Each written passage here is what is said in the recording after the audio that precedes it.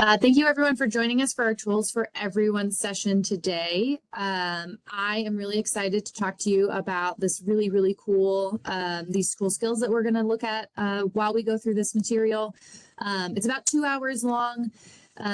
There is a lot of like back and forth questions and answers. So to get us a little warmed up, I would love to get to know about people in the room. If you have never attended a WebEx before, there are lots of cool fancy features that you can look at when you're looking at your WebEx application. On the right-hand side, you are going to see something called the chat, and that's our chat box. And you can send a message to everyone. You can send a message to just Kat, but I will not be able to see that. So Kat might help us there. Or you can send it to all panelists where I will be able to see that if you wanted to send a private message to somebody. So if you could find that chat box and just send me a little bit about like who you are, where you're from, if you work for a provider, if you are a community member, just kind of anything and everything. So I'll give you an example. So I'm Kana Poteet. I work for the Department of Mental Health.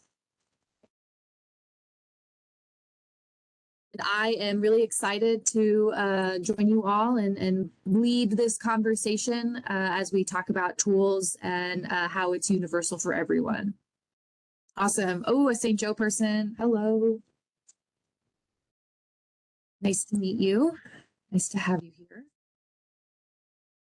So as those continue to keep coming through, we're going to be using our chat box pretty heavily today. So a lot of this session relies on just some answers from you guys. So if you feel really comfortable just putting some stuff in the chat box, it'll definitely make this whole entire training go really well and just be a lot more fun. So awesome. Hi, Smile. Well, all right. So let's just jump right into it. Hello, Carolyn. Okay.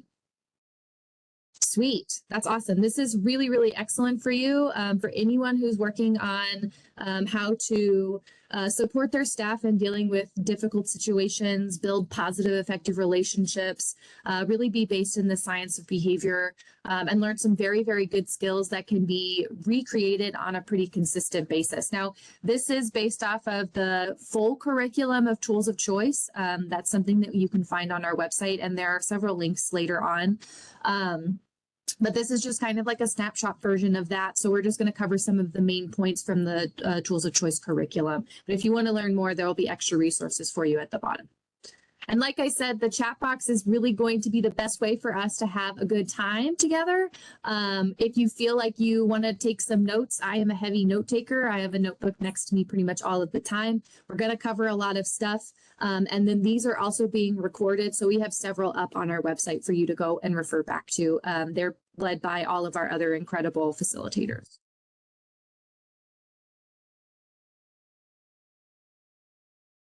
So what we're going to learn today is we're just going to learn a little bit about what positive behavior supports is and why it's a universal strategy.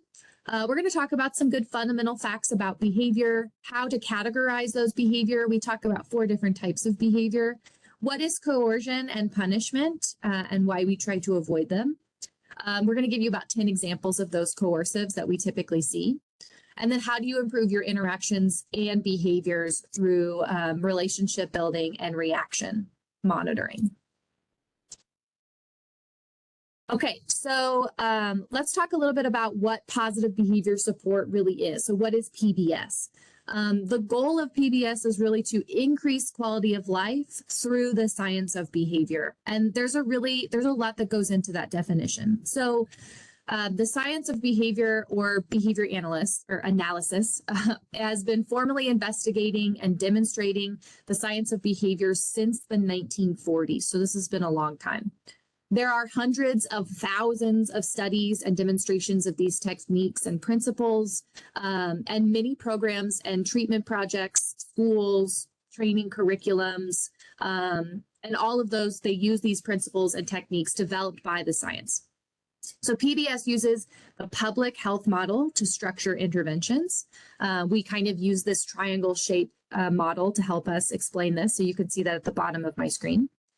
The green base represents those universal strategies of support for quality of life for the entire population. So that's everyone. That's the majority of people. About 80 to 90% of the population will only need these positive universal supports to have a high quality of life.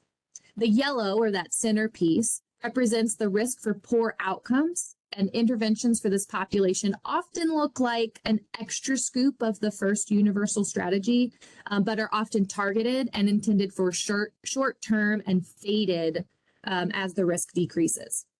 So like in a healthy population, this is about 10 to 15% of the people who might need this, right? So they're still getting the tier one, that green universal strategies, but they might need a little bit extra. And on the very top of the triangle represents those who are in crisis and need short-term, intensive, systematic supports. In a healthy population, about 5% of people might need that. So today, what we're going to focus on is the bottom part of the triangle, that green universal behavior support strategies that everybody needs. So these strategies aren't really specific for any specific population or in the way that we treat a particular circumstance, but rather just strategies for everyone. So does that make sense? Just universal, anyone can do it, anyone can have it, they're for everybody. That's what we're going to talk about today. And we're going to talk about some strategies to implement good universal strategies. So what makes this really difficult to accept? Well, we kind of talk about focusing on being kind and caring all of the time, and that can be exhausting to kind of put yourself in that mindset. So we're really just trying to figure out how we can best provide that kindness and caringness as we implement these strategies. And what's really cool about tools of choice and the skills that we're going to talk about in the later half of this session, they're very doable, and they're so consistent that you can just get really in the habit of that being the way that you interact with people. We also ask that we kind of avoid creating or responding to coercion with worsening consequences. And we're going to talk about the different types of coercions and why we typically try to use them to stamp out behavior. And behavior can't be stamped out. It really needs to be replaced. And we're going to talk about how we can replace that. We often think that there has to be a worsening consequences for somebody to learn how to do something differently. And that's not true. It's just not. We're going to talk about that. We have a whole session talking about positive consequences and how it shapes desirable behavior versus trying to stamp it out or coerce somebody to do something differently. It's often thought that this is a positive approach and it's just letting people do whatever that they want. And that is also not true. So we're going to talk about a skill called pivot. We're going to talk about how we can recognize desirable behaviors and focus on teaching what we want and decreasing the reaction of the things that we do not want. So we're not letting people get away with things. That's kind of a common concern that people have when they learn about tools. Okay, so this is one of our first interactives. And I'm going to ask you guys, when I say behavior is, I would love for you to give me a definition of behavior. What is behavior? And I'm going to type out our responses on the screen so you'll see those pop up as we go through.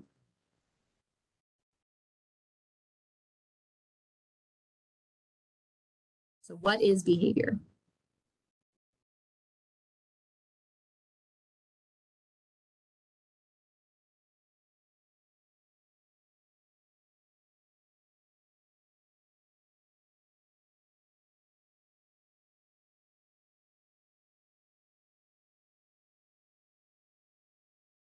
All right, thank you, Smile. So any action a human being does, any action. Oh, that's like impossible to see. Let's change it. Any action. An act or a behavior. Responses that are measurable and observable. Nice job, Smile.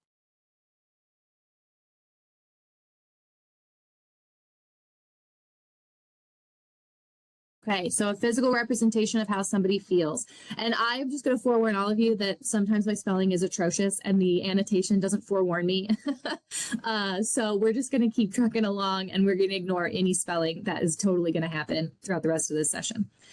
So an act or a behavior, responses that are measurable and observable, any action that a person does, or a physical representation of how somebody might feel. That one has a really good tie to that empathetic mindset of, emotions may drive that behavior. There is a lot that goes into what behavior is, but the way that we talk about it primarily, one of the big things that we use is we discuss it as anything a person does that can be seen and counted. So that's very, very close to what Smile described as that measurable and observable. So measurable is counted, observable is seen. So anything that a person does that can be seen and counted. So if Kana is walking back and forth in the hallway, I can count how many times she walks to the left and walks to the right. I can count how long it takes her to do this sort of behavior. I can describe this behavior by talking about the very specific points of what's happening while that's going on. So all of that can be seen and counted, and that's kind of what we generally call behavior and describe it in this particular field. So I would love for you. Oh, communication is also a really good one, right? A lot of people look at behavior as a method of communicating. I'm trying to tell you something. I'm trying to advocate for myself or maybe another person. So behavior can be a really good thing for us to look at because it might be telling us something that we need to listen to. So excellent job, Madison. Okay, so now I'm curious what behaviors you might see in your environments. So I would love for you to just type as many behaviors as you can into the chat box, and I'm going to try and write them down as fast as I can. So I'm going to get us started with maybe yelling. I feel that on a primal level, just yelling.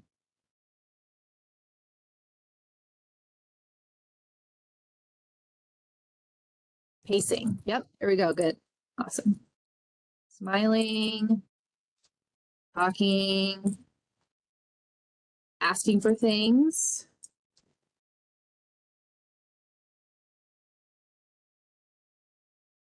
And I'm sorry that my text is really small. I tried to figure out how to fix that and I couldn't do it. Rolling eyes, stomping feet. Okay. So this is a really good list. If you've got more, keep them coming because we're going to talk about behaviors a lot this morning. So if you have any other ones, please feel free. We've got a list of behaviors here: pacing, yelling, smiling, stomping feet, talking, rolling eyes, asking for things, crying, and screaming. All of those are really, really great examples of what behavior is. So remember that behavior is anything that a person does that can be seen and counted.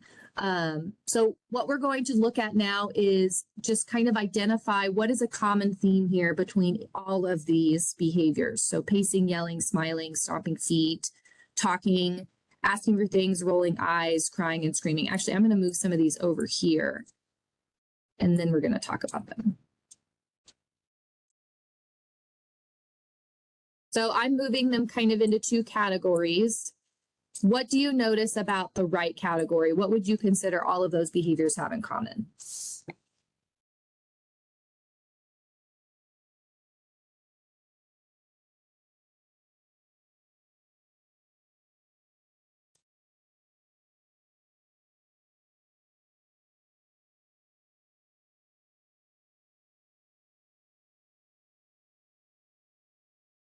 So on our right-hand column, we have crying, screaming, rolling eyes, stomping feet, yelling, and pacing. What do you think that those have in common?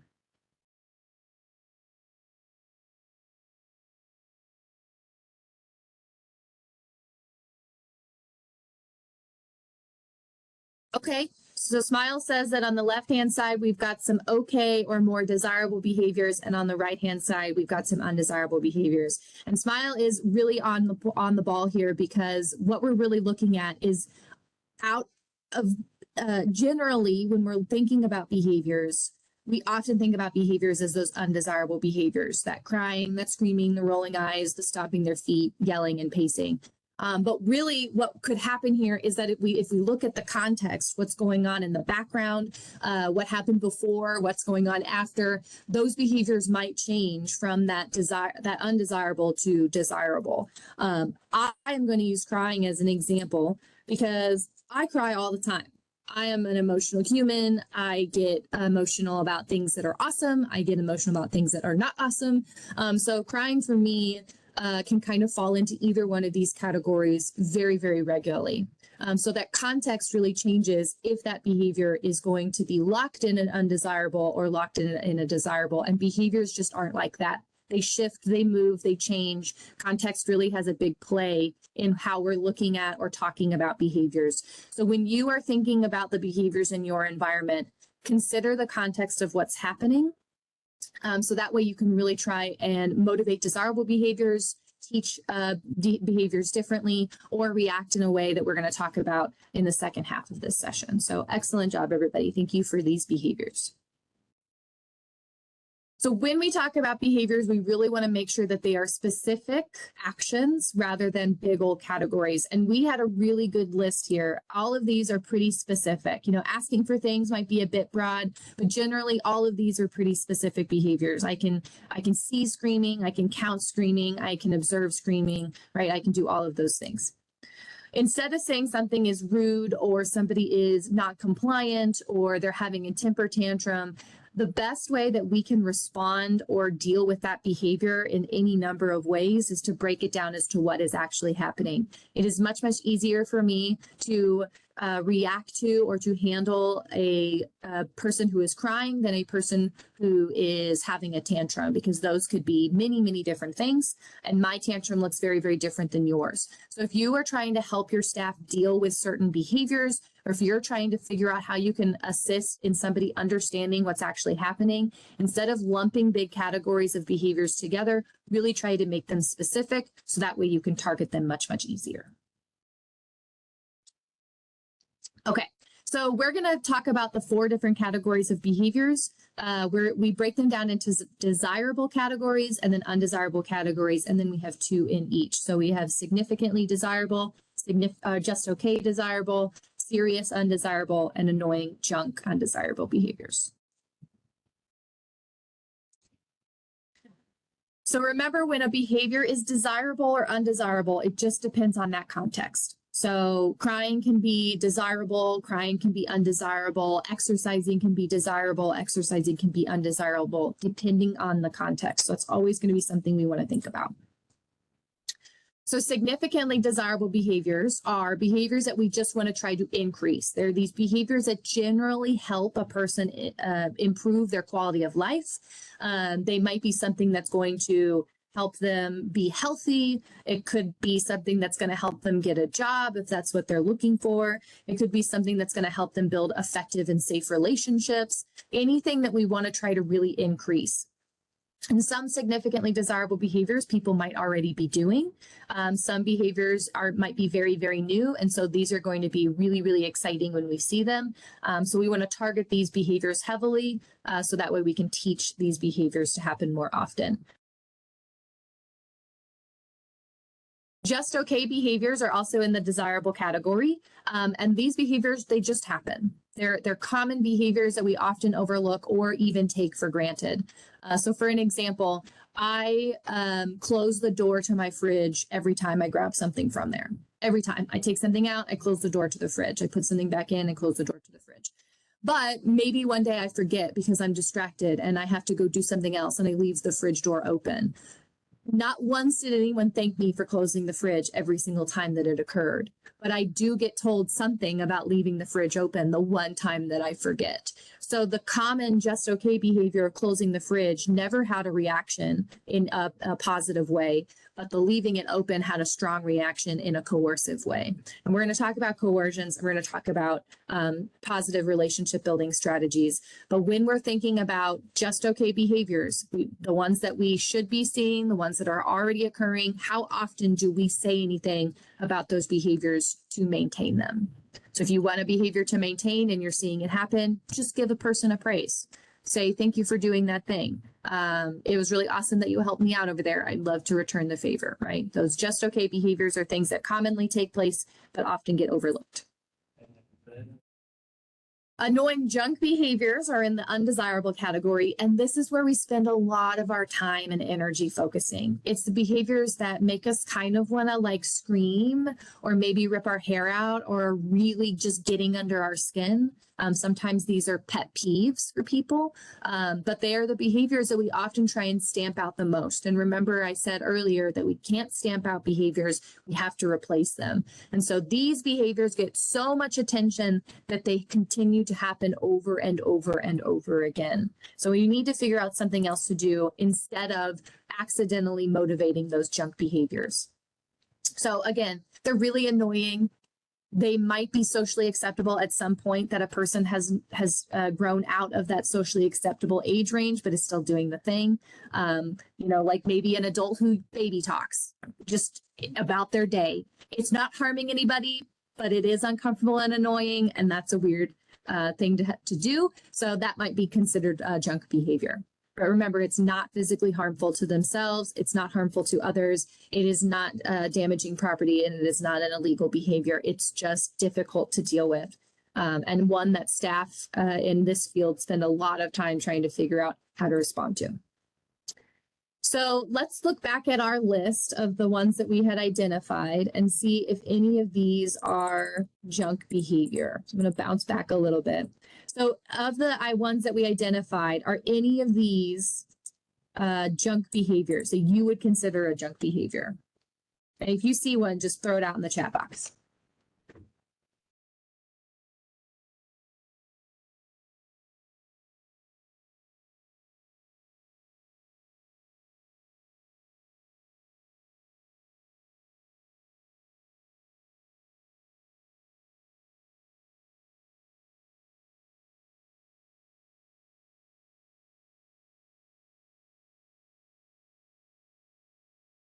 Okay, Madison says rolling eyes.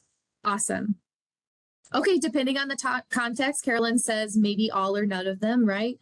I could see each one of these having a very intense junk behavior component depending on what's going on in the environment, right? Like talking in a movie might be considered junk behavior, but it's not harming anybody, right? People generally look down on it, but it is not harmful. Rolling the eyes is a great one. My parents hated it when I did this to them, and now my mom does it back, and I get the feeling. I understand now. So all of these behaviors, they're not harmful. They just might be generally annoying, difficult to deal with, and we would consider them junk behaviors. Oof. Excuse me. Okay. So here are a couple more behaviors that we might consider junk behavior. So cursing. Some people have a harder time with this particular behavior over others. It is kind of a personal preference if you find this to be a junk behavior or not. But what we have to remember is that if a person finds this behavior to be junky, then we really need to help them respond to it appropriately, which means that we assist them in taking good deep breaths so that way they don't react, that they do something else through pivot, which we're going to talk about, or we just kind of let them know that this is a common behavior, kind of give them some more information about that. Same thing with not going to work, slamming doors, name calling, threatening, not being respectful, screaming, saying mean things. So all of these we might consider those junk behaviors. They have the capacity to really increase into something more serious, but them by themselves, they are not harmful behaviors. They are just junk. So why do you think somebody might use or do junk behavior? So let's talk about complaining about food, groups, or peers. Why do you think somebody complains?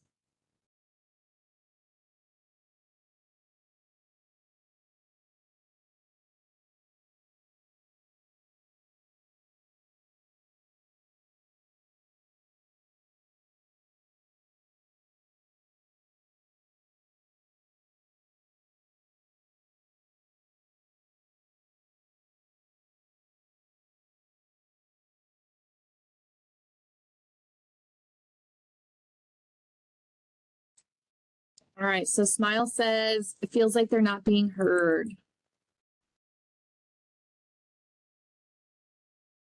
Yeah, that's a pretty good complaint, reason why somebody might complain.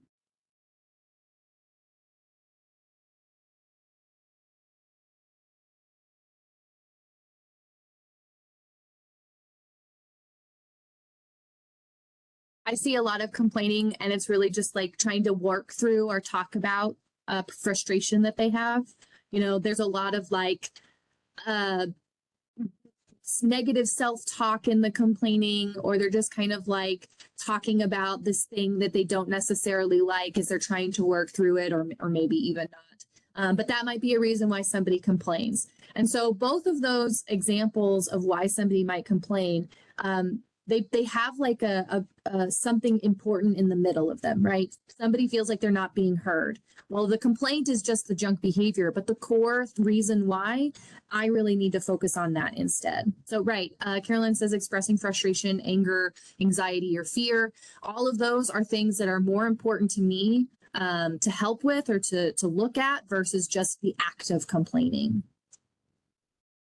Yeah, right. Madison says that they want to bring attention to something, but they're not really sure how to do it. This is a really common behavior. I'm sure all of you have experienced complaining in your work settings, right? Something is not right and they want to talk about it, but maybe they're not doing it in the best possible way. It doesn't diminish what it is that they're saying. It's just they're doing it in a way that may not be socially appropriate. So I am going to pivot, which we're going to talk about, and just kind of think about what else is going on here. I might even do some good de-escalation just to kind of get those feelings back into a nice spot before we try anything else, right? I'm not going to tell them not to complain. I'm not going to go into reasons why they shouldn't or why they need to just buy into the system, right? There are other things that are inside of that behavior that I need to focus on. And that's how I'm going to pivot. I'm going to focus on something different, or I'm going to try and pivot and focus on something desirable so I don't accidentally respond with reinforcement.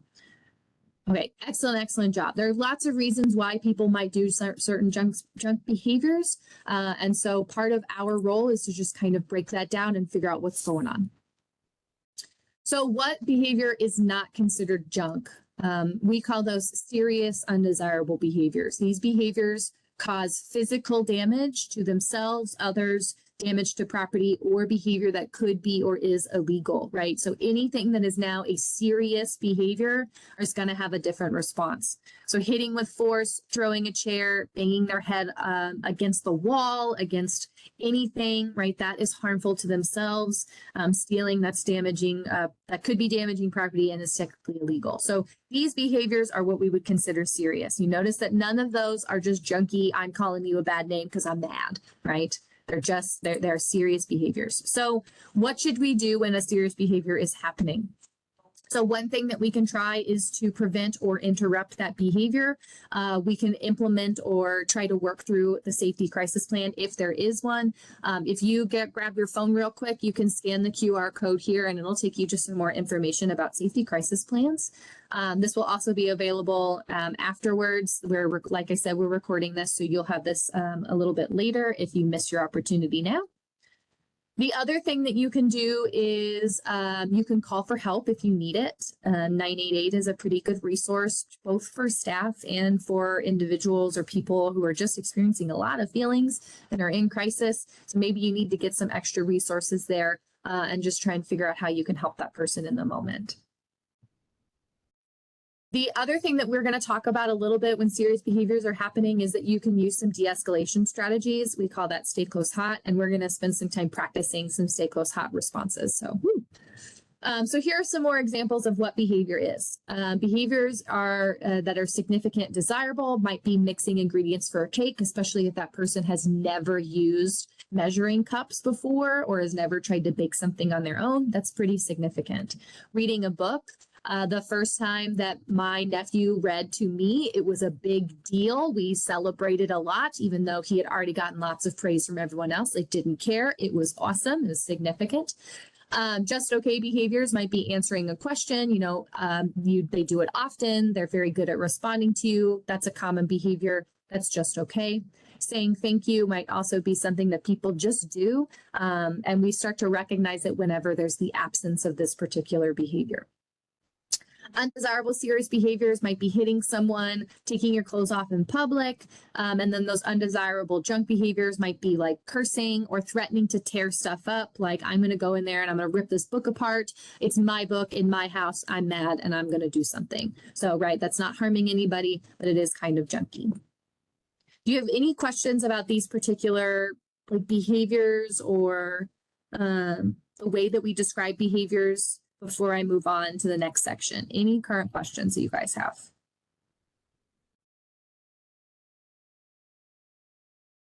And I'm going to give just a minute or so because I want to make sure that I don't miss anyone if you're typing.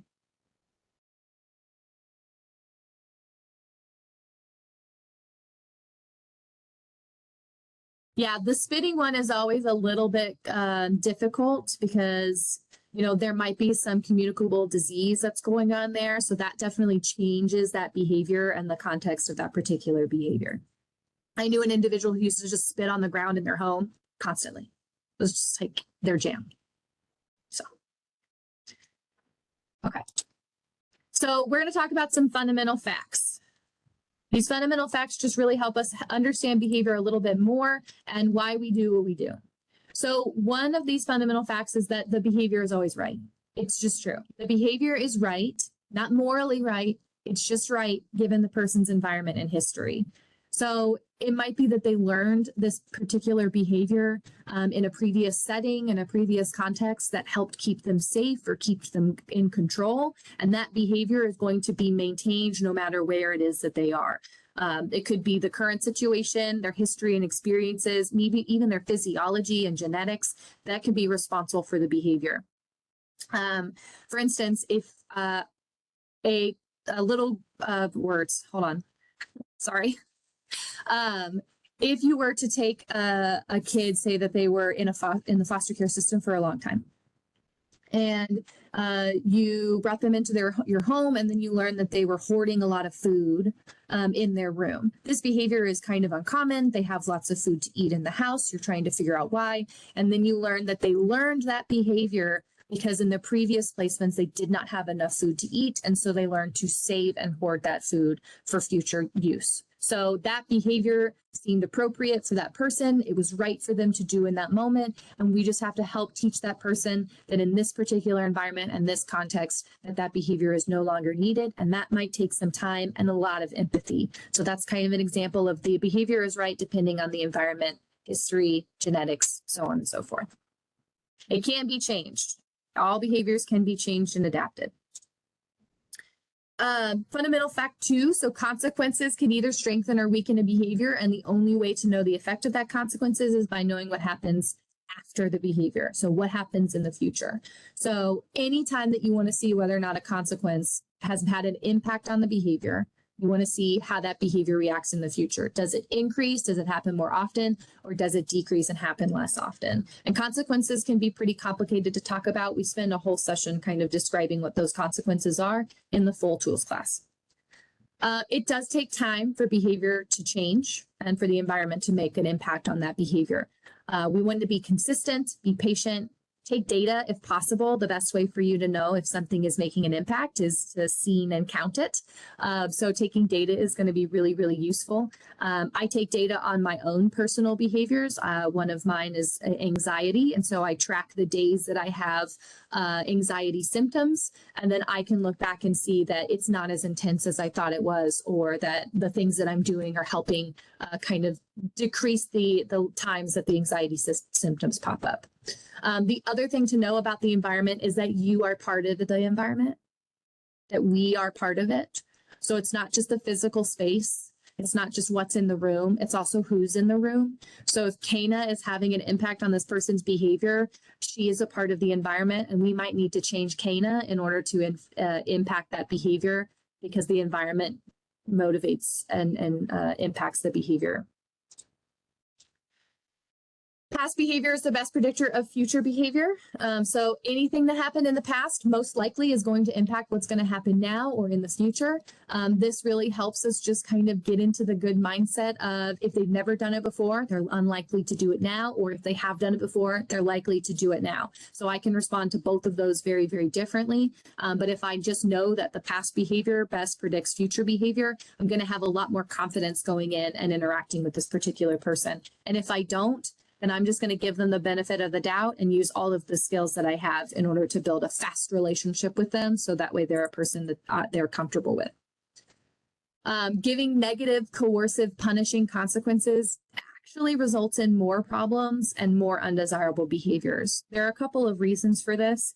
One, we're reacting to those undesirable behaviors that we're trying to coerce people out of. So if Kana, picks her nose, for instance, and every time I react to that behavior, I'm not only giving it attention, so I'm feeding into that behavior and motivating it with just my attention, but I could be teaching Kana some other skills that I might not be wanting to do, like how to logic their way out of things, how to ask questions in a way that they don't really want an answer, or I could be aging them. We could be aging our relationship, and I'm going to give you that acronym in it here, so that way we can talk about it later.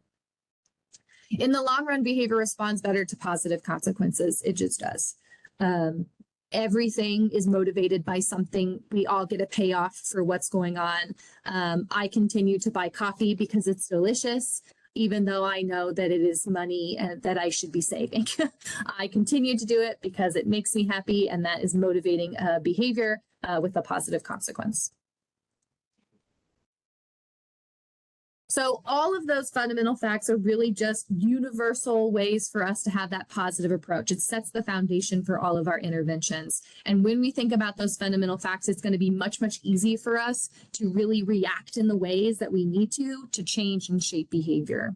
I think about those fundamental facts a lot because it kind of helps me stabilize and just have some framework to look at.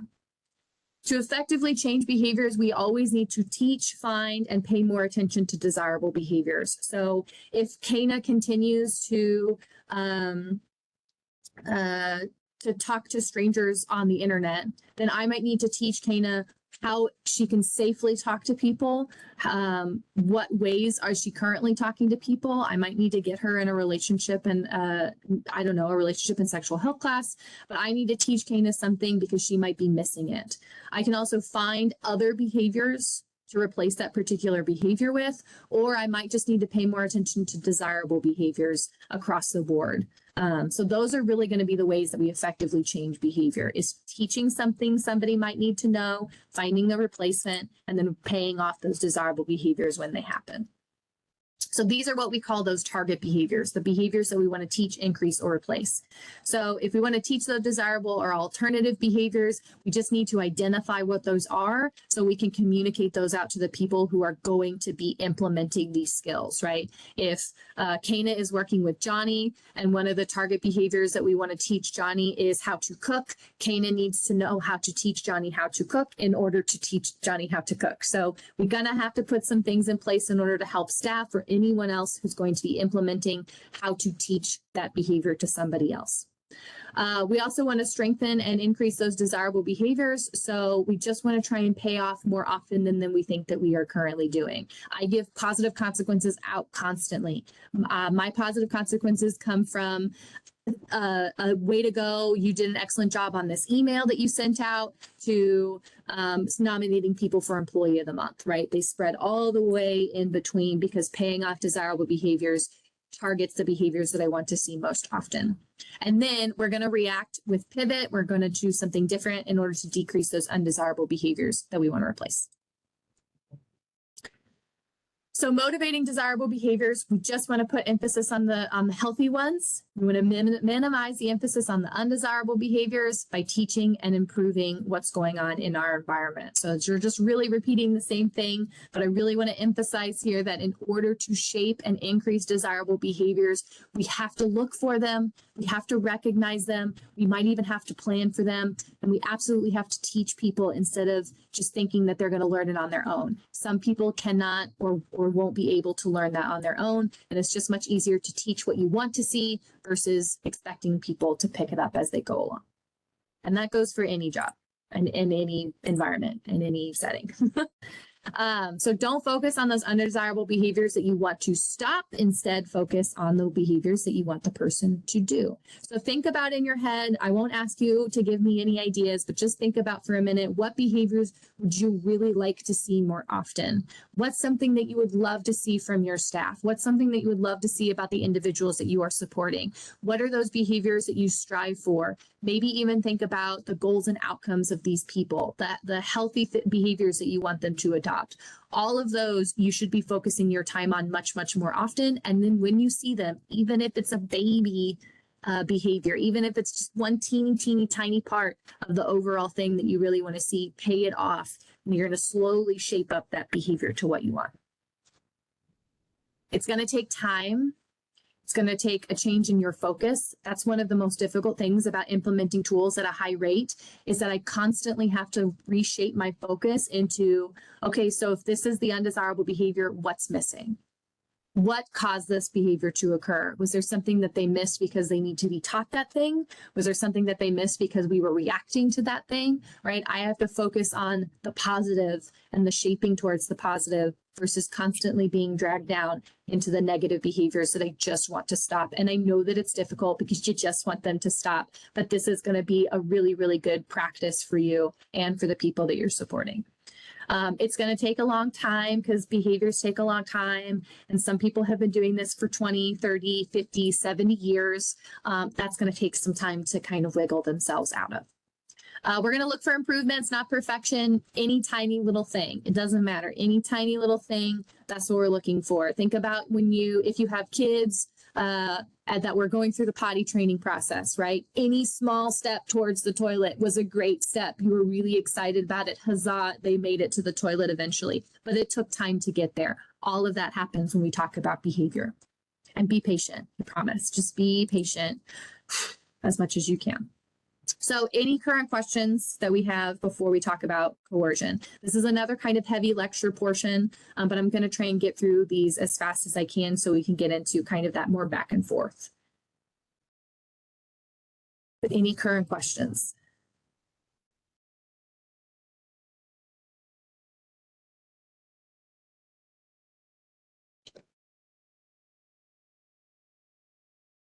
Okay, behavior is complicated. There's a lot of things to consider about behavior. Just know that if you start to look at and you want to focus on the desirable behaviors, look for them. They're happening everywhere, all the time. Something desirable is happening. Even if it's just they answered your question, even if it's just they sat down to work at their desk. Like, there are lots of things that are happening. Find those positive behaviors and just start recognizing them. Okay, so let's talk about coercion. So coercion is a way that we typically punish. It's a way that we try and force people to comply with what it is that we want to happen. And it often creates a worsening for that particular person. We've all experienced what I'm about to share with you in some shape or form. And it really just does not make us feel good. It's not an enjoyable feeling to receive. And so we should really try to be the person who's giving it out, because trying to force somebody to do what we want does not typically work. And instead, it just creates more difficult behaviors moving forward. These verbal coercions are oftentimes a put down or a show of disrespect. And we're going to kind of explain why. And they're very habitual, which means that they just happen. I don't think about being coercive. I still use coercion, and I have been teaching tools for 7 years now. It comes out of my mouth because we've been using it for a long time. I have to actively think about, especially whenever I am experiencing a junk behavior, how to respond that isn't coercive. Trying to teach people by punishing them will corrode that relationship. And a good example of this is for a really long time, I didn't know how to do my own laundry. I didn't know how to do my own laundry until I was in college. And then I was the person who flooded the washing machine in the basement of the building because no one really taught me, because the way that I was taught was, that's not the right way to do it. You're doing it wrong. I told you how to do it differently. Just get out of the way and I'm going to do it myself. So I never really learned. And that was the teaching method that they tried to employ with me. And it definitely didn't work. And I kind of had an aversion to wanting to try to do my own laundry. I was desperate because you need to wash your clothes. And I eventually learned through trial and error. But teaching by using those coercive methods does not help the relationship. And it's not really an effective method of teaching. So when we try to use coercion, we're kind of using this punishment method, and we're not really teaching the behaviors we want. We're actually modeling, motivating, and teaching behaviors that we don't want, right? So I learned a lot of really good ways of telling people what not to do, but I didn't really learn how to do what I needed to do. So when we're talking about teaching people, we often hear the word discipline. And discipline in kind of the general cultural colloquialism. Discipline is like, well, you need discipline, right? I'm sure people have heard that, like, well, they just need more discipline. But discipline isn't a punishment. Discipline is it's a way of teaching. It's a way of trying to learn something new. So math is a discipline, science is a discipline. Behavior analysts they have lots of disciplines. So when we're talking about discipline, we really want to make sure that it is achieved by modeling, teaching, and motivating people in doing the desirable behaviors that we want. So discipline is like trying to get this person to do the things that we want in a very teaching mindset. So here are some common examples of coercion. And we're going to talk about each and every one of these. So I won't go into great detail here, but if you feel this in your soul, I totally understand. There are some that I continue to use and I go, dang, why did I do that afterwards? Because they're habitual. It's just what we know. So questioning is really just asking a question that you don't want answered. So think about those rhetorical questions. What are you doing? Why did you do that? What were you thinking? Those questions oftentimes have an almost impossible way to answer. Like you have no way to answer that question in a way that the person is going to be happy with. If my mother said, what were you thinking? And I said, I don't know. I thought it was cool. That's not a good answer. So no answer to this question is really going to lead the person to a path of, oh, well, okay, cool. That sounds great. So we want to avoid asking questions that are going to create a worsening for the person, is going to lead that person to want to lie. Because oftentimes questioning makes people want to just like create a falsehood or shape their story.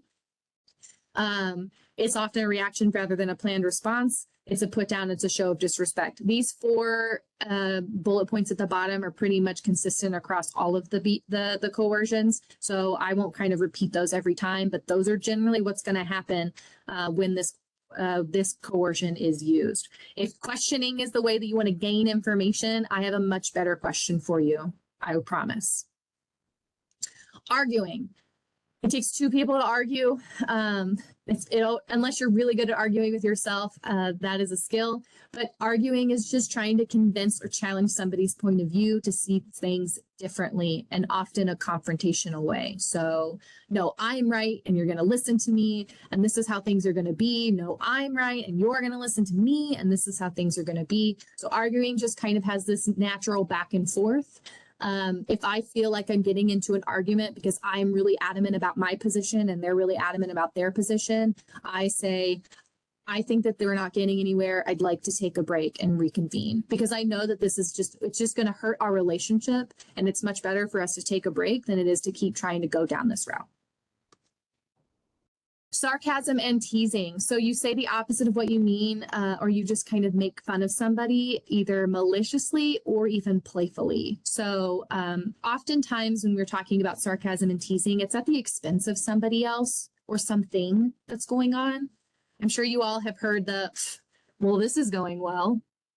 Yeah, that's kind of like at the expense of the situation or the person, because things are clearly not going well. And if you're doing it in front of that person, then it can really be a put down, or just kind of like a way to shame that person that they're not doing what you want them to do.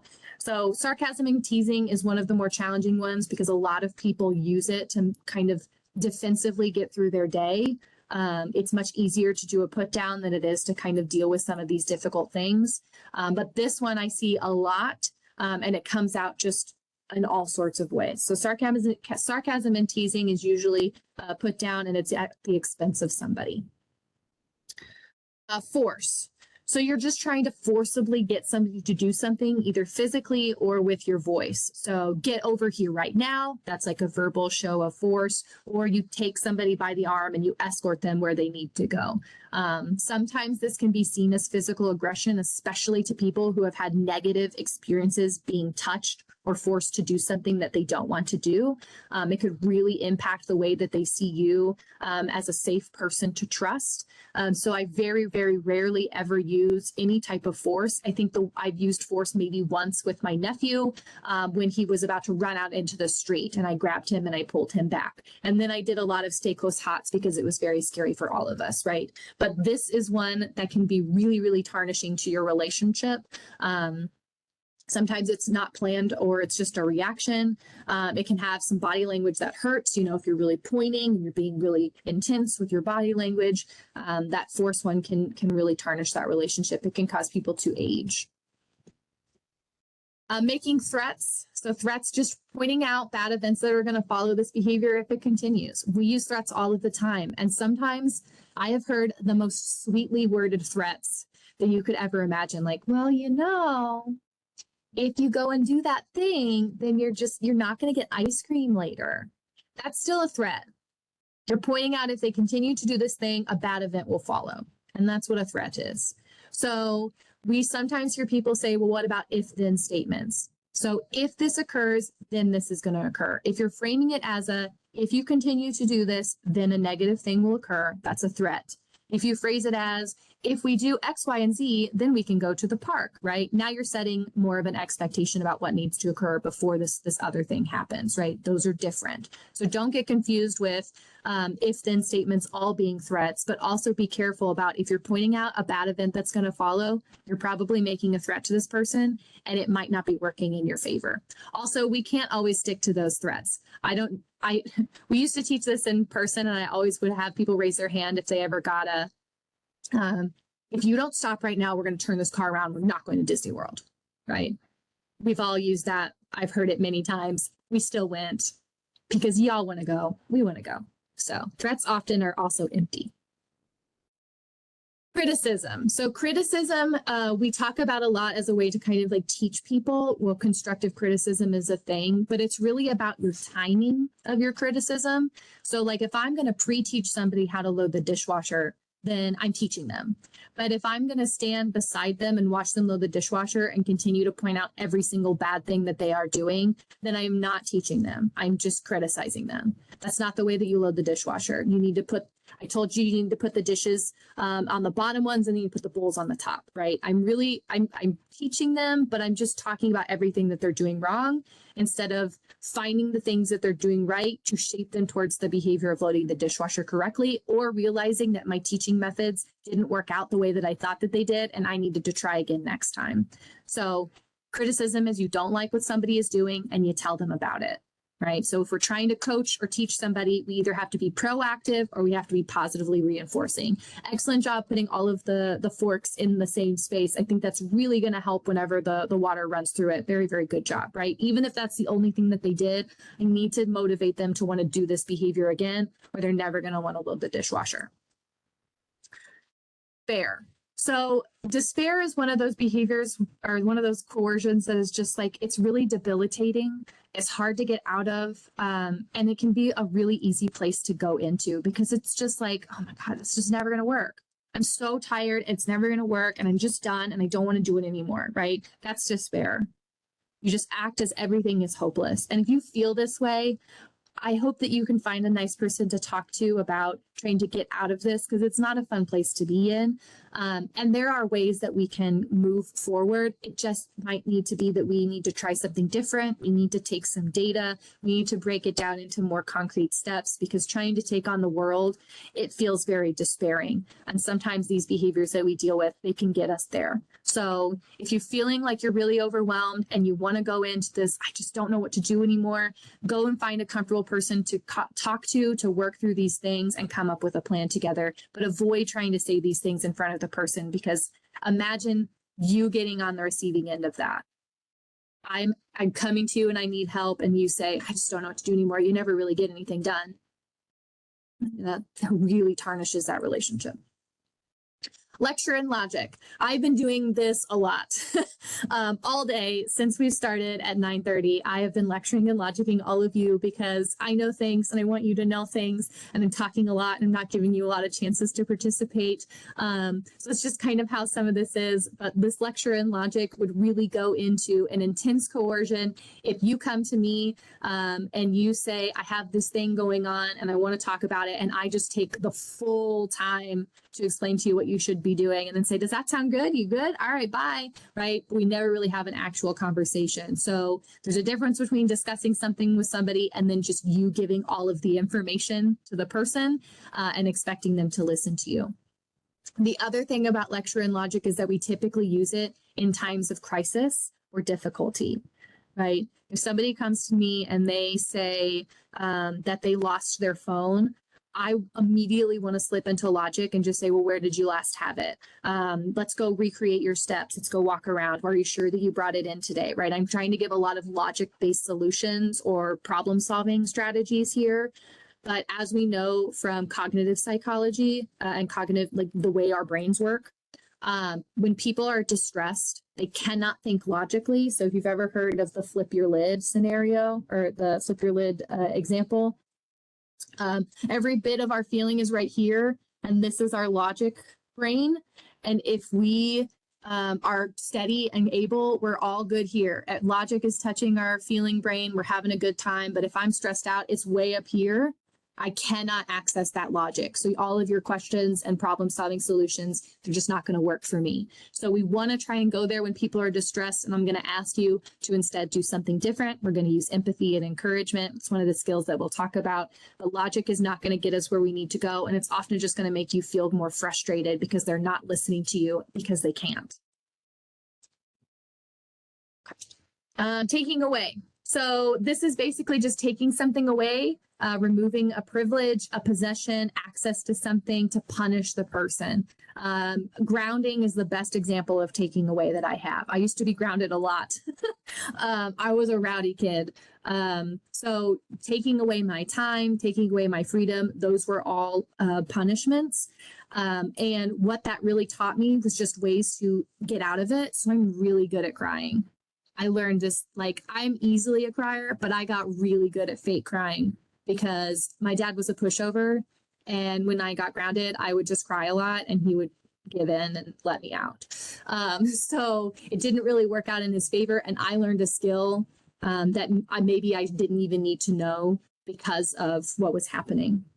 So if taking away is your thing, I really recommend that you go and look on our website and or think about going to the full tools class, because we have a skill called set expectations that is going to diminish this use at all, right? You either earn something or you don't earn something. We're not taking things away anymore. If that's the route that you want to go, taking away has a replacement behavior with us, and it's called set expectations. And then lastly, talking about a person's bad behavior while they're in the room. This can happen very easily in like a clinical setting, you know, in the doctor's office. We have a lot of individuals who go into the doctor's office and the person in the room will talk to the staff instead of the individual. And then they start talking about that person's behaviors or what's going on. In a support setting, we have individuals who are kind of like hanging around in the living room, for instance, and then staff shifts happen. And so we just start talking to each other about what happened with Johnny earlier in the day. And I'm just like, well, Johnny threw something at the wall. That's why there's a hole in the wall. Just so you know, he's been in a bad mood all day. Well, I'm so sorry for this new staff who's coming in, because now they know that Johnny's had a bad day. And we just talked about Johnny and he might not be too happy about that. So talking about a person in front of them about the things that happened that were negative often is just, it just creates a worsening. It can be very embarrassing to the person, and it can really arrange future events to follow when they didn't even need to happen. So if you need to share something that occurred earlier in the day with somebody that's coming on, or you just need to let somebody know about what's happening, do so discreetly. Text them, call them outside in your car, do anything away from the person so that way they don't feel like they're being put on the spotlight and now everyone's talking about their thing, right? No one wants to be that type of center of attention. So we talked about 10 different ways that we currently use coercion to impact behavior. And as you can see, those typical ways that we impact behavior, they're not very effective and they can really tarnish that relationship. So some other effects of coercion are age, avoid, get even, and escape. I mentioned it a few times. Avoid, get even, and escape. We say that coercion ages you. So avoid is the person just wants to not be near you. If you've ever had a really bad boss, you know what this is. You avoid them. You see him in the hallway, you turn around and you go the other direction. That's avoiding. The person is just avoiding you completely. Get even is you use coercion with them. This is your behavior and they have a behavior back and now they're going to come back at you. So this is getting even. So you're doing behavior, they're doing behavior, and you're butting heads about it. Oftentimes, depending on who you're working with or depending, what your setting is, especially if you're working with people who have developmental delays or you're working with children who are just trying to figure out how the world works, adults who are struggling and distressed, their getting even with you is going to be one of those many behaviors that if you look in the chat box, you'll still see. Scrying, screaming, yelling, rolling their eyes. That's their get even. So you might get arguing, but you could also get arguing and rolling eyes. That's still get even. Escape. Escape behaviors are just, I'm going to figure out some way to get out of this conversation. If you have a teenager, or if you had a teenager, or you were one, escape is them just leaving the conversation, going to their room and closing the door. That's a great example of an escape behavior. I'm getting out of here. I don't want to do this anymore. My mom had a great escape behavior by just shutting down. She just would completely just disassociate. So anytime I wanted to have a conversation with her and she didn't like it, right?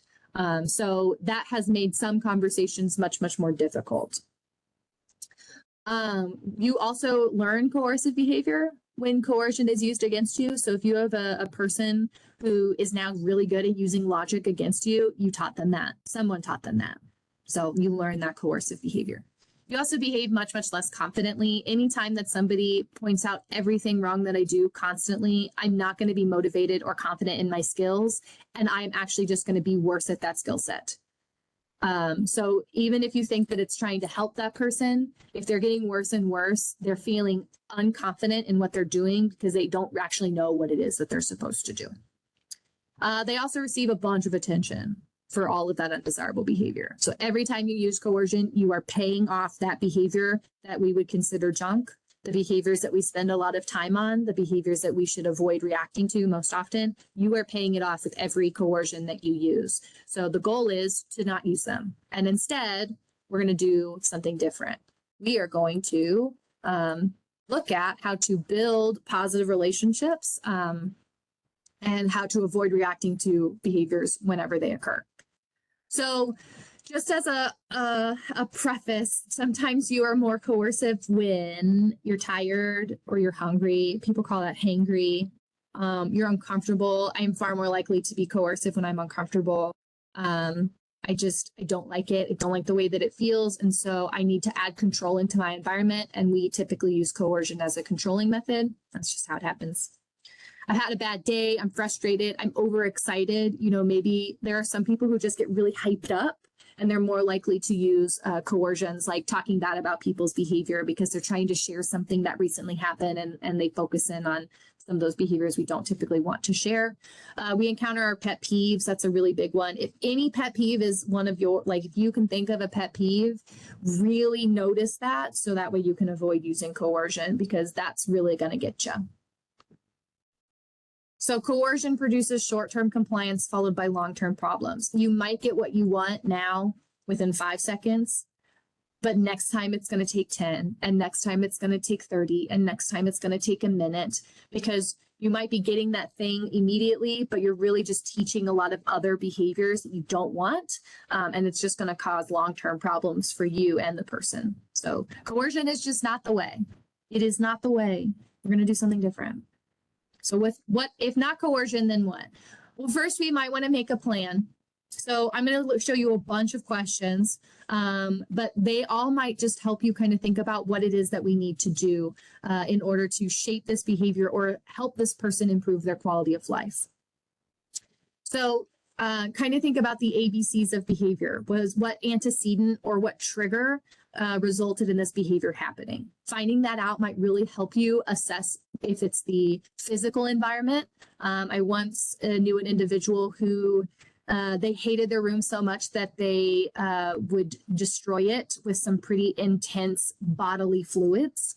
And then once we changed the way that the room looked, it stopped because they hated their environment so much, their physical environment, that they wanted to change it.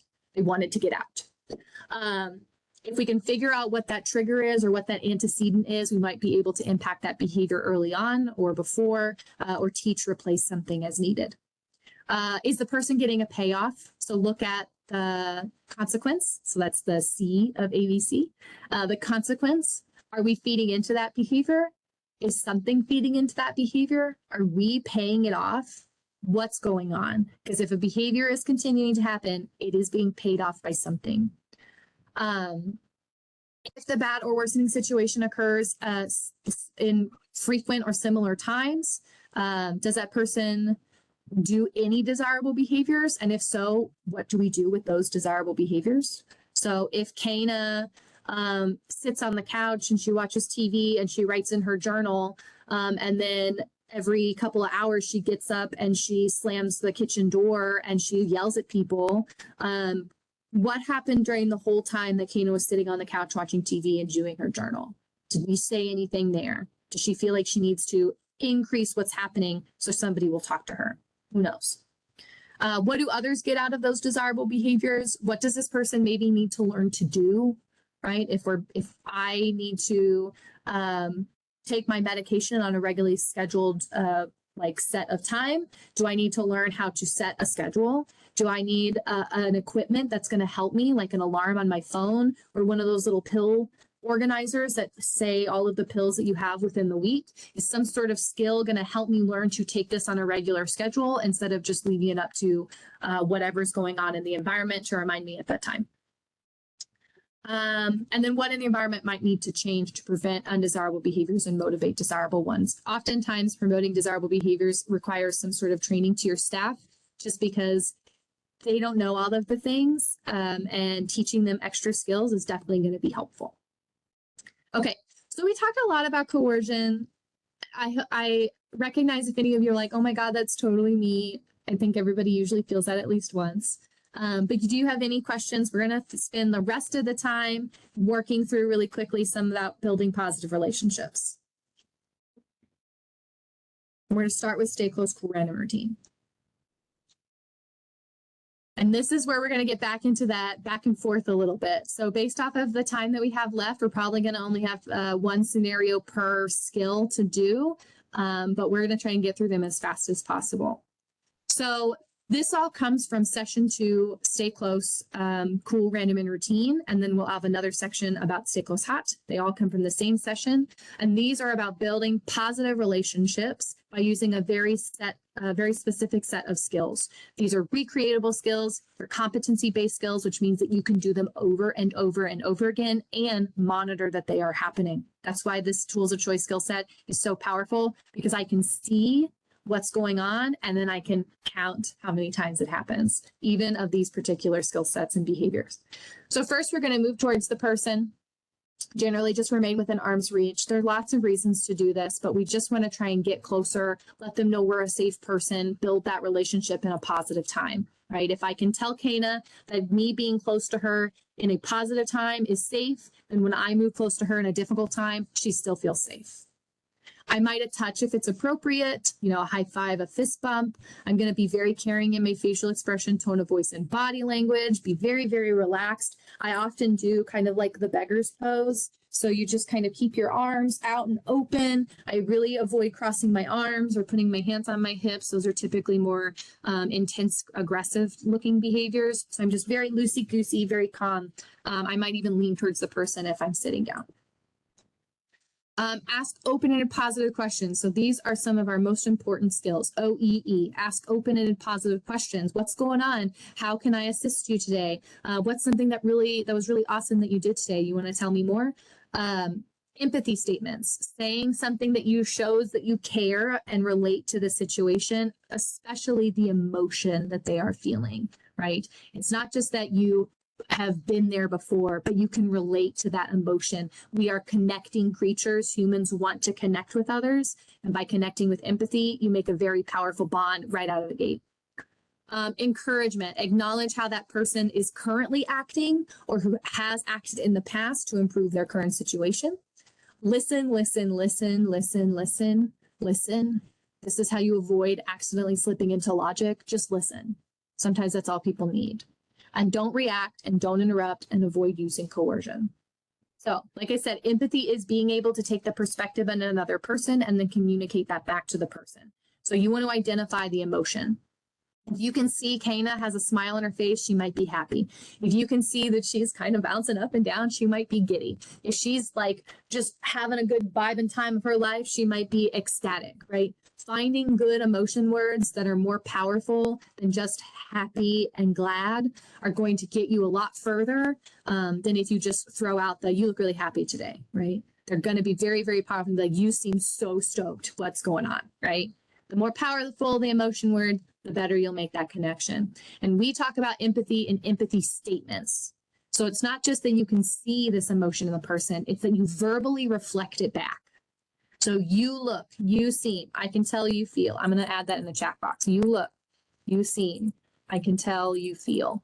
These statements are going to connect you to the emotion word and be very reflective, right? You are a mirror, and whatever they're showing you, you want to reflect it back. You look so happy today. You seem so ecstatic about going to the zoo later.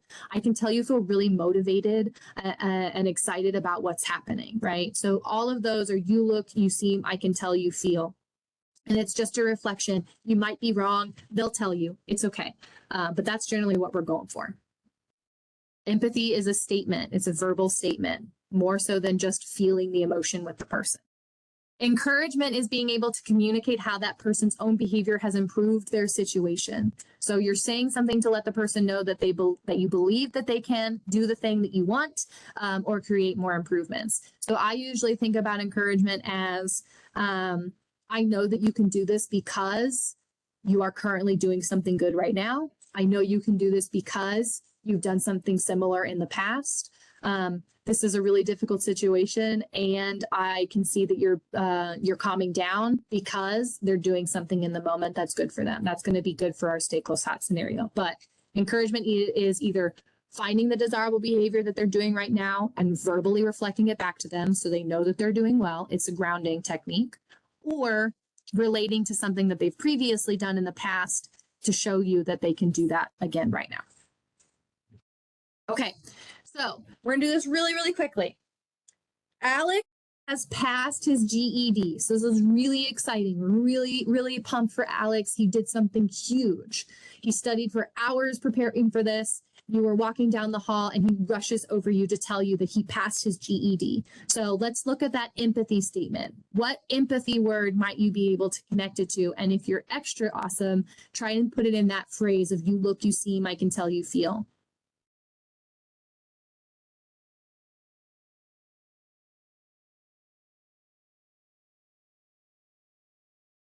So Alex passed his GED. How would you empathize with him?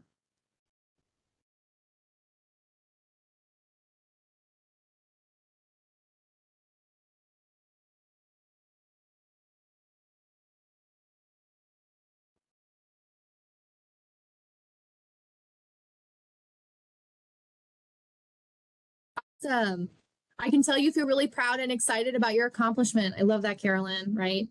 You can tell that he's proud and excited about the accomplishment. You can see it all over him. He rushes up to tell you how his score is, right? John, how does that make you feel, right? That is a very good open-ended question to kind of gauge what's going on, especially if Alex doesn't really have a lot of like expressive features. You know, if he's just like, hey, John, right? Hey, man, I heard you passed your GEE. How does that make you feel? Oh, I'm so excited, man, right? Like that might get you to that the emotion a little bit faster if you're not sure what he's really feeling. But don't be afraid to just go ahead and say that emotion word if you can really tell that that's how that person is feeling. Like I said, they'll say, I'm not really excited. I feel more like I feel kind of like BA, you know, like I just really did this. So that might be what you just use. Okay, you feel really, that's awesome, right? So don't be afraid to just provide that empathy statement. Asking good open-ended questions to gain more information is always a good safe bet. But if you can see what's going on, it's really going to get you into the door very, very quickly. Yeah, it's great to see how excited you are. Oh, you're so proud of this amazing accomplishment. That is incredible. I love that extra little positive consequence and praise down there. If we wanted to add some good encouragement, it might be, you know, you studied so hard for this test and look at the hard work that has paid off for you, right? The thing that you did back here has really brought you to a great thing right now, right? Or now that you've passed your GED, I know that you're going to nail that, whatever it is that they're doing, their driver's ed test. I don't know, So that would be that good encouragement. And you can combine all of that together. So I'm going to use Carissa's just because I think it's so lovely.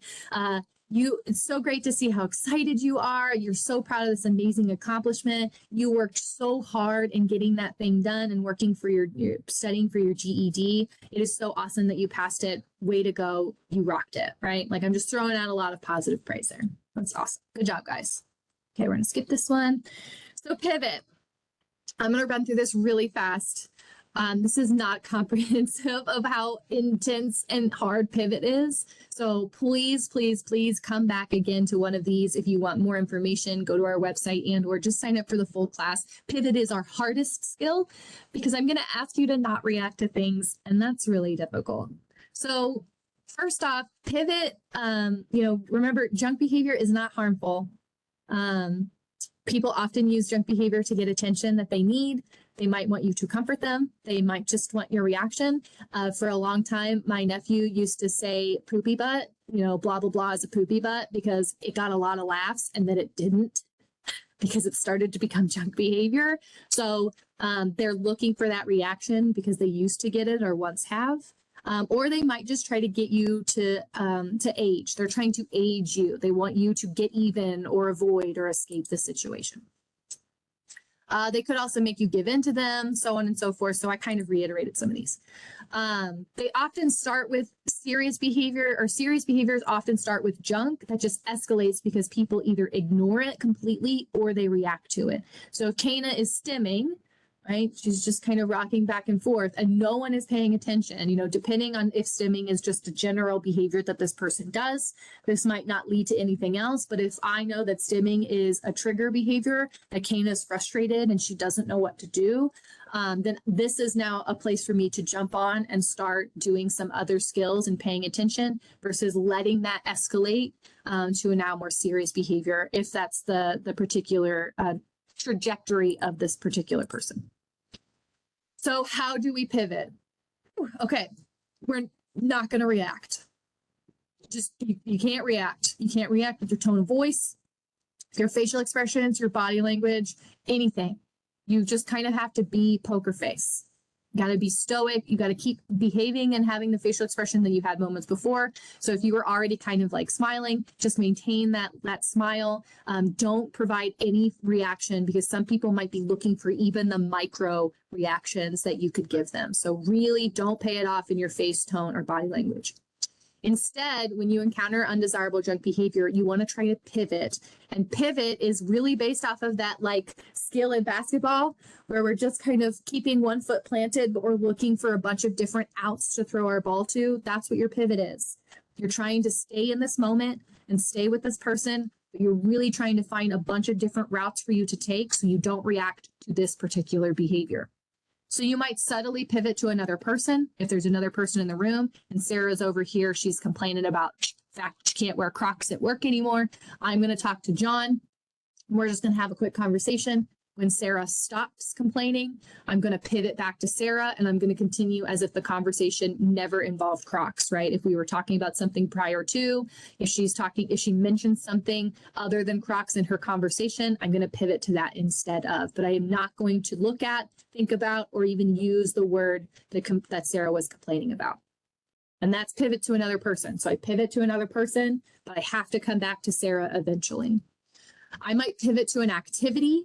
So I need to find an activity to actively attend to avoid reacting. So Sarah is complaining about Crocs. She's over there in front of me. And I know that I feel the urge to roll my eyes or just like let out a sigh. So I'm actually going to pivot to an activity of drinking from my cup.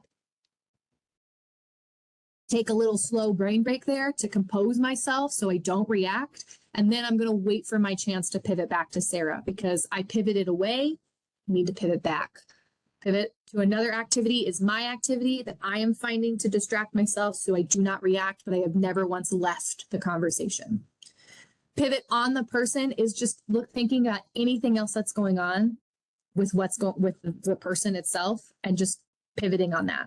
So if Sarah is complaining about the Crocs and the situation, and she says something like, well, I actually do better with my tennis shoes because they're a little bit safer or whatever, but it's still stupid that I can't wear them. I'm gonna heavily grab onto those tennis shoes.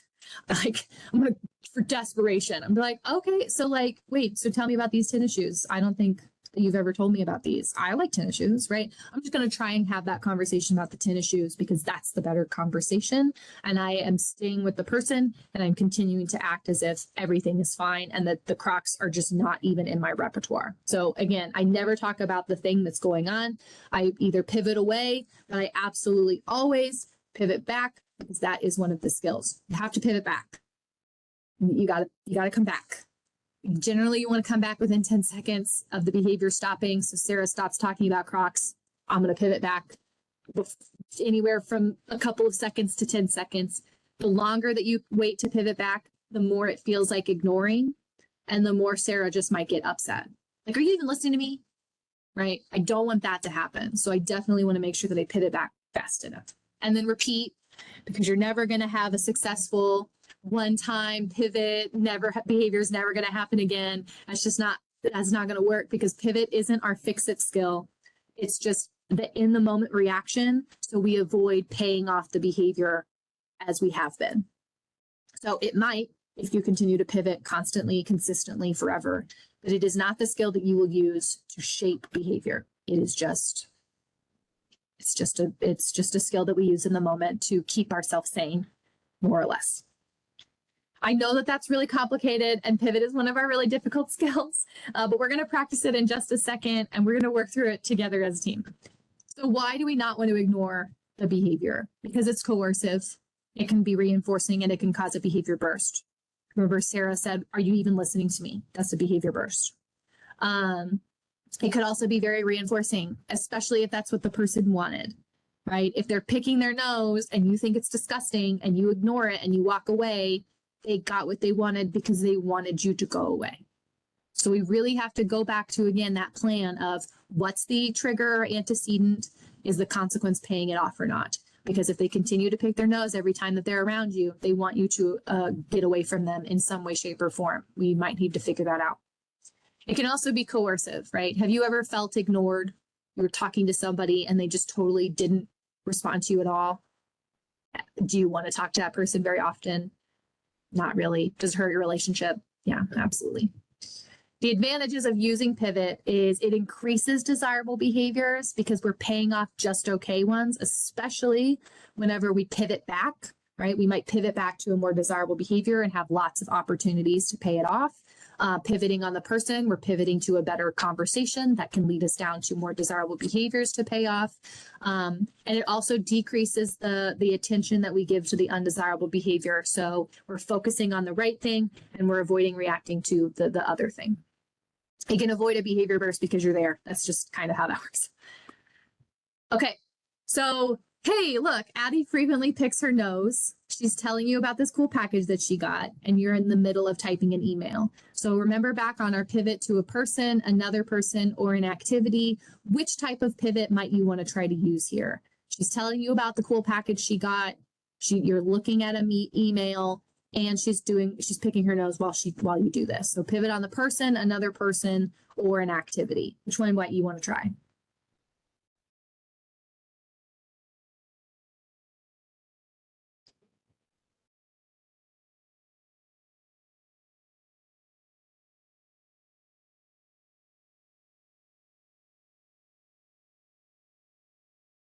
Okay, so Carolyn says the email. So would you say that's pivot on a person, another person, or an activity?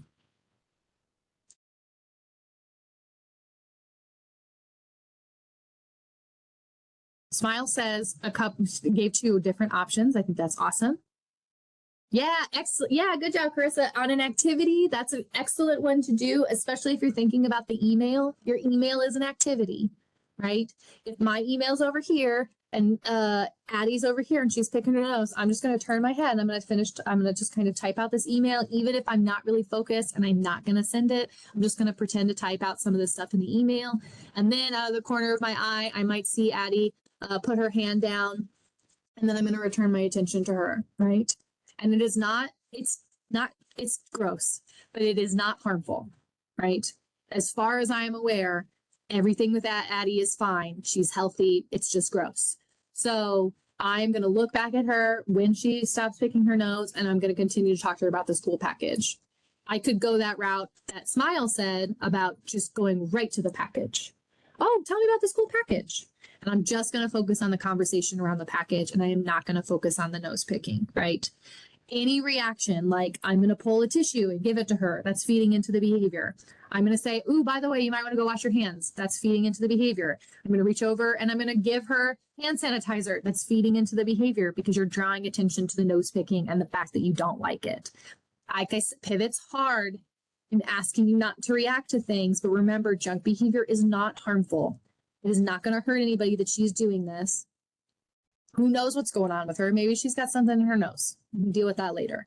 But right now, you have the opportunity to focus on something else or focus on the different conversation and continue to maintain this relationship. You can build a plan of how to respond to that later. Okay. So lastly, and I last like 5 minutes, we're going to talk about stay close hot. Let's keep going. Okay. So stay close hot.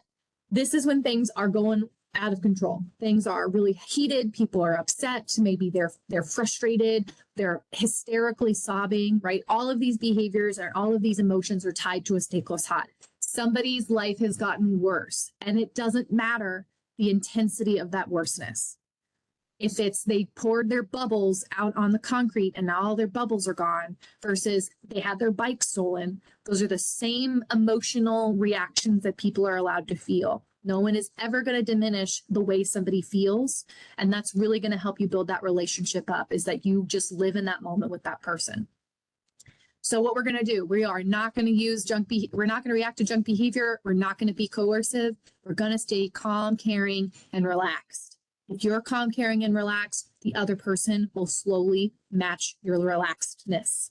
If you react to the junk behavior or you use coercion, you're going to re-escalate that person. So if you're ever in a difficult situation, you're trying to use these skills, if they ramp back up, think about what you said. You might have used logic. You could have used criticism, that you might have said something in a way that they didn't like. Just try again. There's always times to try again. Usually move towards the person unless you're already close by. If you feel safe enough to do that. If you're not safe, get as close as you feel comfortable doing. The way that you can build that safeness proximity is just to do more stay close moments. Move closer to that person when we're calm versus when we're upset. Touch if appropriate. Ask open-ended questions. This is going to be your questioning replacement. If you are like, man, I really want to ask questions to gain information, do so this way. What happened? Tell me what's going on. You seem really distressed. Why don't you share what's happening with me, right? You're just trying to gain more information. Oh my gosh, then what did you do, right? You want to know more. You're not trying to problem solve yet. I didn't say you couldn't, just not yet. I promise. You're going to get to a chance to problem solve, but it is not in the crisis moment. It's going to be a little bit later. Listen, listen, listen, gain information. You're going to hear so much good information that you can use for your empathy statement and your encouraging statement. Just keep listening to that person. They're going to throw something out there for you to grab onto.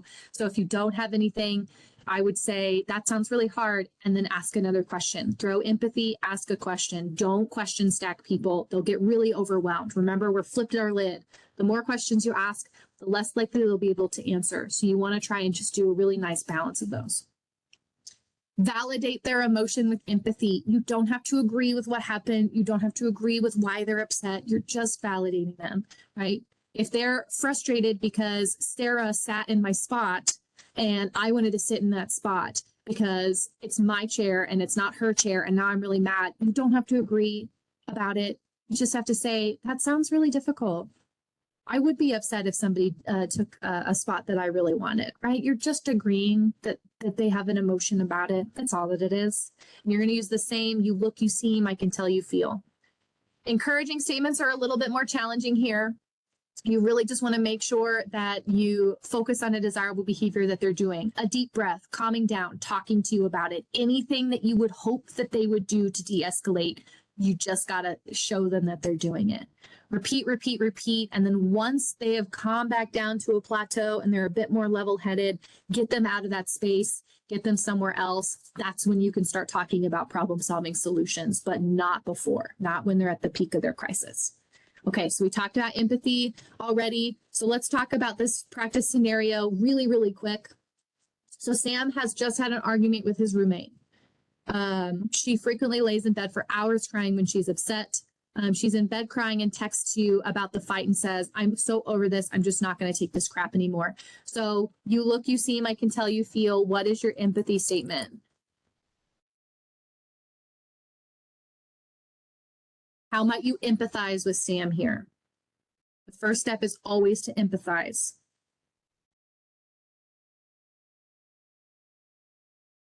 And if you want to throw in a question to gain more information, starting with empathy is great because you can recognize that emotion.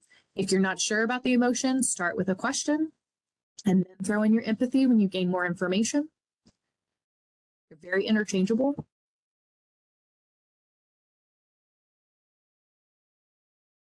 I can see that you're upset and understand those feelings. Yeah, that's great. I can see you're upset. Oh my gosh, Sam, you sound so upset, right? And then I want to go into I want to talk about it. Let's gain more information because we're all here kind of like in the helping field to make people feel better. So you can still do all of the things that you want by asking those questions, by providing that empathy, by making that connection. It's just your solutions are going to come a little bit later, okay? They're just going to come a little bit later. Excellent job. Thank you so much, Carissa. I very much appreciate your participation.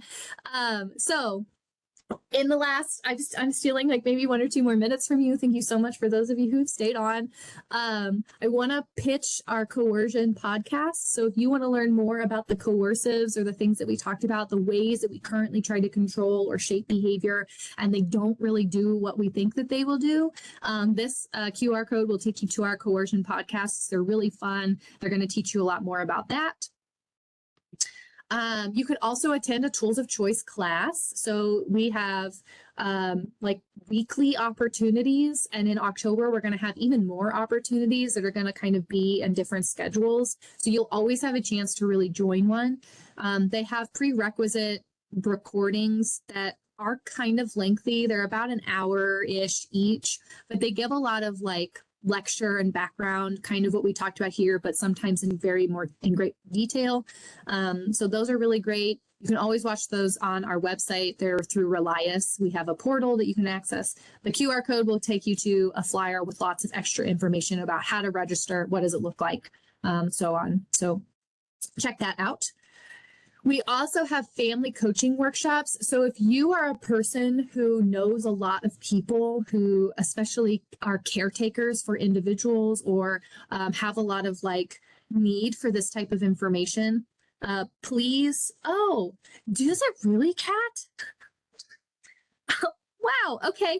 So if you have people who really could use this information, we actually have family coaching workshops that you can access. They're about an hour each. We offer them in the evenings because we know that parents have a lot of things going on and it might be easier for them to access this in the later part of the day.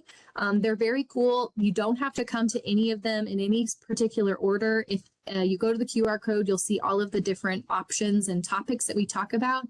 And so they can just go to that, get in the link. They don't have to register. They just show up and they get to talk about some really cool skills with a caretaker lens.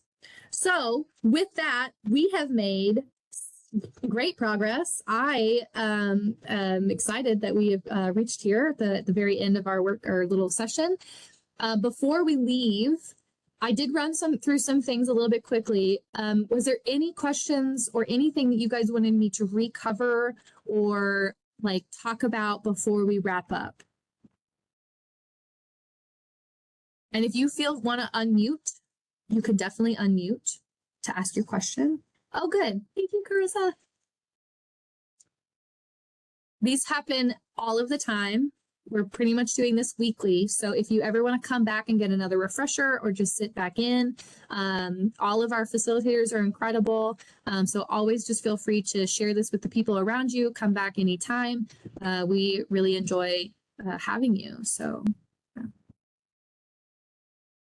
Awesome. Well, thank you, Carolyn.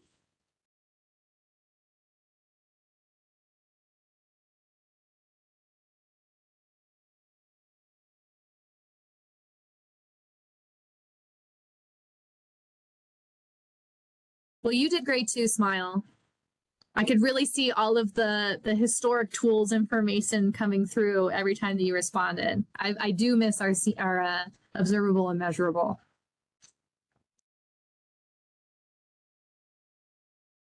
All right. Well, if you guys don't have any questions, I will release you. Kat, is there anything else that we need to talk about before we wrap up? Nope.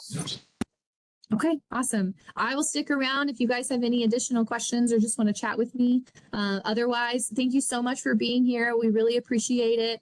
Go off and do incredible things. All of the work you do is just you're great. So take these skills and practice, practice, practice.